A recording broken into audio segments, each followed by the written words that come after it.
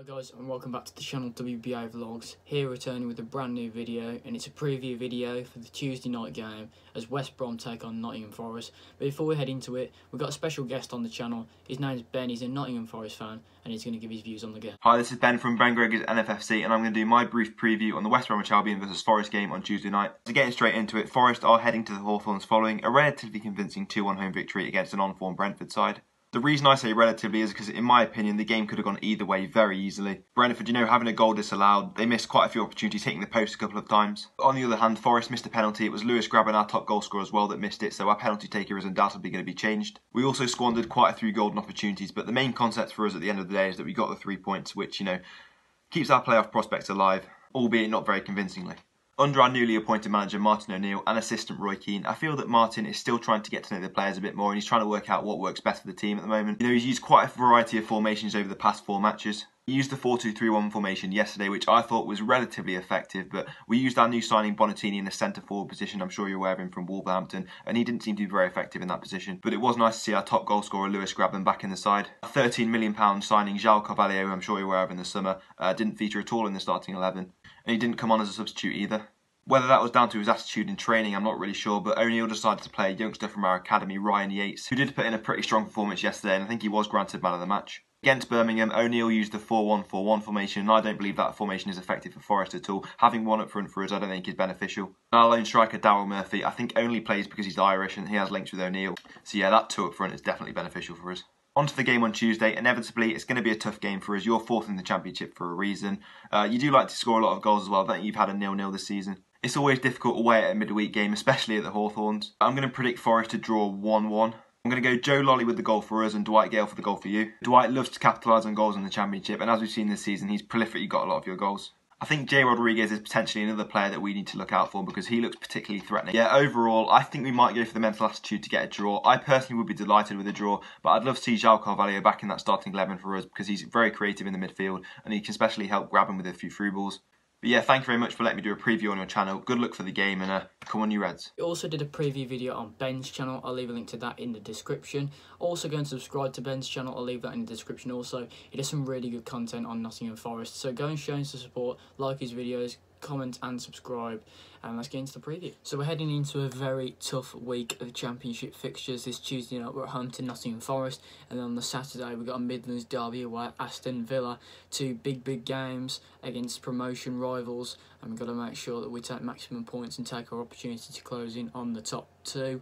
Nottingham Forest is going to be a tough team. They've got some good players like Guediora, Joe Lolly, and Lewis Grabban coming back for Nottingham Forest. So it's going to be a very tough game. We've got to be at our best against anyone in this division to take 3 points. But we've got to make sure that we keep a lead and we hold the lead if we do get one, which is been costing us at the moment, particularly in that 3-2 defeat at Middlesbrough. But we did manage to hold on at Stoke, which is a good and pleasing result, with Dwight Gale getting his 16th goal of the season. But what I'm going to do is I'm going to go through some team news, some stats, my prediction on the game, what I think the team's going to be. For Albion, there could be some news that Darren Moore will go with an unchanged lineup since we did win and get a clean sheet against Stoke. But it is a midweek game, so maybe he would take the opportunity to make a couple of changes, for maybe Barry coming out because of his age. But, it could be an unchanged team, could be 1 or 2 changes. It depends.